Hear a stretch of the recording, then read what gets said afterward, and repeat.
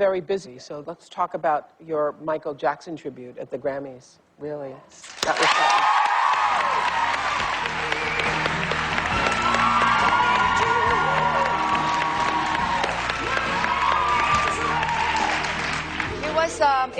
It was a very awkward and very emotional feeling for, I think, all of us. Mm-hmm. Sincerely, I've had the privilege of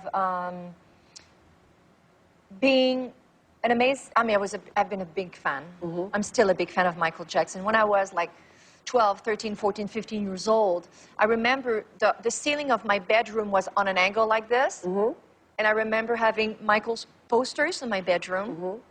Those little Afro posters of him, yeah. I had them too.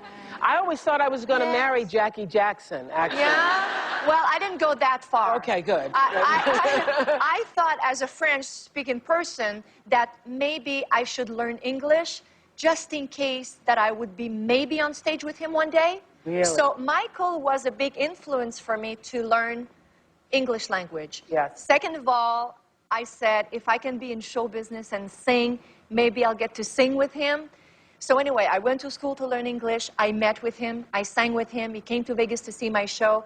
So the Grammys for me was a very difficult emotion because I was very honored when Ken Ehrlich asked me to be part of it. It was not a thinking of a decision for me. I was there. Mm-hmm. But at the same time, I was mad that he was no longer with us. And I wanted so much to make sure that his message that he was believing in so much, that was going to be heard.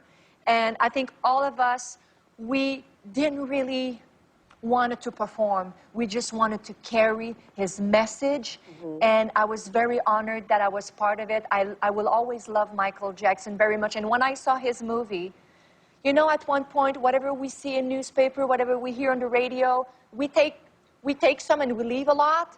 But even sometimes we take some, even us in show business. And I thought at one point that Michael was sick.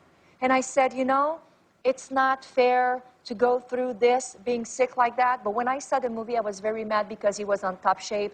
And I was very mad that he's no longer with us. You're talking about This Is It. Yeah. Yeah, when you see that movie, yes. You feel the loss so deeply. I was very. Well, after the Grammys, Celine got together with 80 other artists. You all have heard about this, right? To record a new version of We Are the World, led by my friend Quincy Jones, a song Michael Jackson actually helped to write. Who all was there, and what was that like? It was crazy. It was wonderful at the same time. It was just like seeing everybody gathering to make a difference because, you know, life imposes things to us. Disease, sickness, terrible tragedies, earthquakes. It's not something that you decide, and no one in the world deserves that. And yes, we are extremely sad, but it is our responsibility to all of us artists who can use our voice or any way, TV, efforts, money, anything, together and say, let's get together. Did it feel magical? Did it feel, yes, you know, and like there's a lot of people everybody said after the first this time? night that they said, you seemed that you were enjoying yourselves. And I said, yes, we did. Because it's not time to walk our head down and say, it's so tragic.